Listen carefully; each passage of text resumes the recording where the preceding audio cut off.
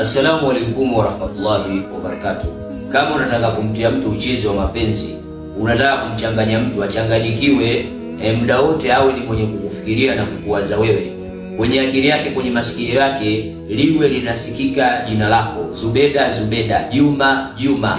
Kuna mtu unampenda ila unaogopa kumwambia, isikana ni bosi, unataka umtie mapenzi yeye mwenyewe, wewe ni domozege, huwezi kuongea, unataka mtu huyo mchome madawa ya nsamba, basi mtu huyo aje kwako yeye mwenyewe.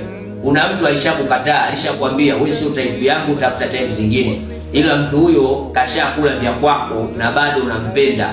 Unataka kumtia mapenzi muda wote, awe ni mwenye kukuwaza wewe, awe ni mwenye kufikiria wewe. Mke kaondoka ama mume kaondoka, unahitaji kumtia mapenzi, kumtia moto, kumtia misumari.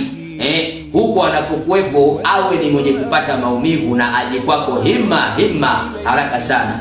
Unatakiwa utafute dawa mbili, usichanganye madawa mengi mpaka ukachanganyikiwa.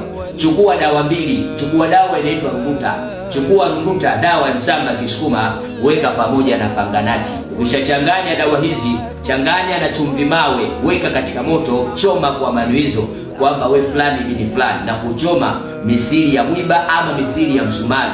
Huko unapokuwepo moyo wako papalike kama dawa zinavyopapalika. Nahitaji uje kwangu kwa mapenzi hima, urudi haraka sana.